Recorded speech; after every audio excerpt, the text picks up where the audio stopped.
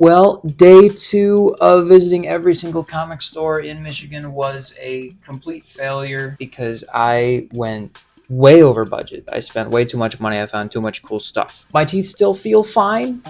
I'm getting more nervous the longer my teeth feel fine. Like, it's just going to be even worse later. But we're already at the end of day 2 and I still feel fine. So I guess that is a blessing. Anyway, we went to 10 comic stores today. We got to every single one on the list. It was a very successful day aside from spending way too much money. So let's get into this and I'll show you what I got. First stop was Top Comics in Traverse City.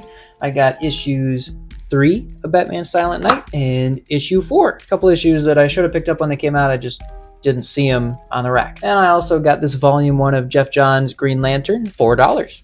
Great deal. Then I went to Lang's in Muskegon and I bought way too much stuff there. They had great bargain bins. So the first thing I got was this issue of Sergeant Rock, entirely because at the very top it says Hitler's Wolf Child. And I like to believe that anybody would have bought a comic that says Hitler's Wolf Child at the top. Issue 6 of Uncanny Tales from the Grave. Just a goofy cover. Issue 75 of Sergeant Fury and the Howling Commandos. I just thought that was a sick cover as well. It's in pretty good condition. And then I got this magazine. It's issue 8 of the Rampaging Hulk. I don't have any of these yet, but it was a great deal. It's in not terrible condition. It's got great colors. And then I guess this is the trip where I buy all the Thor comics I'm missing, because I got issue 341, 347, 350, 362, 369, 370, 376, 377. Nice colors on there. 379, I'm pretty sure I already had this one, but it wasn't in my app, so I grabbed it. 381 and 382. And those were all great deals on sale. Came out of a bargain bin. And then I was trying to leave before spending any more money, but Adri was looking at Transformers toys, so I had to stand around looking at stuff for even longer. And that's what caused me to buy this, the Penguin Book of Comics,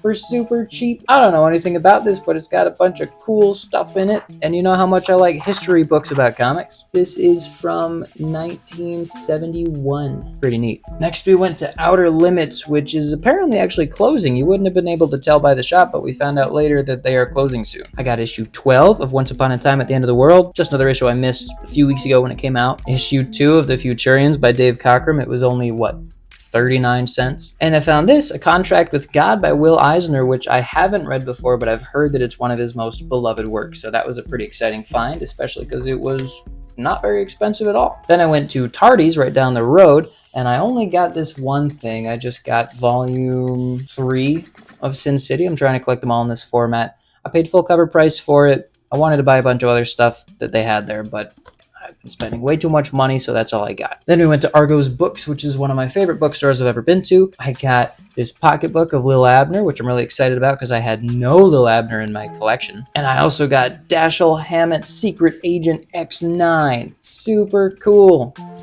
Oh, when is this from? This is from 1983. I've never read any Dashiell Hammett, but this looks pretty good. Then we went to Goldmine Comics, which was in fact a gold mine, where I got volume 2 of Sin City for only $5, and they also had the volume that I just spent $17 for $5 as well. So that was not very nice. And then I'm really excited that they had a bunch of Asterix comics from the 80s. I got this one and the first volume and Asterix and the Cauldron. These are all from 1980 or 1981.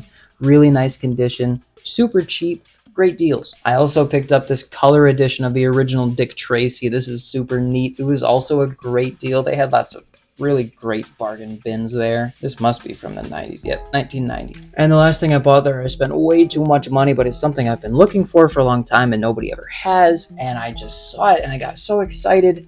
It's Dazzler the movie, the Marvel graphic novel. I've been wanting to read this for so long, but nobody ever has it. It's probably the most I've ever spent on something from this series, but it's worth it, okay? I've been looking for it for a long time, so cut me some slack. Then we went to the second Tardy's in Wyoming, Tardy's Underground, which makes more sense now that I realize that it is actually basement level comic store. And all I got there was this Marvel graphic novel of Thor, but it's one I was missing. I'm happy to find it. Then we went to Vault of Midnight in Grand Rapids, and that was easily the worst part of the day because it's St. Patrick's Day weekend, and Grand Rapids is a college town. So driving in the city was a nightmare, and parking in the city was a nightmare. but at least I got a couple comics at Vault. I got issue 2 of Dear Editor, a really neat series. I reviewed issue 1, and issue 3 of Beneath the Trees Where Nobody Sees. I could have sworn that I already bought this issue, but it's not in my app yet, and I haven't seen it in my collection recently, so just to be safe, I bought it because I definitely don't want to miss out on it. It's a great series. Next, we went to Comic Signal, which was a great change of pace from Grand Rapids. They had so many back issues, I could have spent hours there easily. I had to really rush through that store. But I got volume 1 of The Magic Order by Mark Miller on sale. Pretty good. I got this neat cartoon book called Comic Relief. It's a bunch of cartoons from 1985. They're all specifically about food because they're from Thanksgiving weekend. And it says that the sales of this book will raise money for Africa. So that was the same year as Live Aid, right? Where Queen did that super great performance. I guess we really cared about famine in Africa that year. And the last thing I got from Comic Signal is Zot. 1987 to 1991. It's the complete black and white collection by Scott McCloud. If you've heard me talk about understanding comics or creating comics, it's the same guy. I've never read any of his Zot stuff. I'm not super clear on what exactly this is, if it's the whole collection of Zot in black and white, or if it's only the section of Zot that was already in black and white. I don't know. It's fat. And it was cheap, and it's super cool. I'm really glad to be adding it to my collection. And then we went to Excelsior Comics as the last place, but I didn't find anything I really wanted there. They had mostly new stuff, not a lot of dirty things for me to dig around in. So I asked every shop I went to today if they had any more of these little metal dudes, and not a single one did. That's okay. You win some, you lose some. Tomorrow we've got, I think, 7 more shops. I gotta double check my schedule. We're having a great time. It's one of the best weekends ever. Adri is gonna kill a man. He's so excited. My face feels a little bit droopy. Anyway, stay tuned for more updates. Thanks.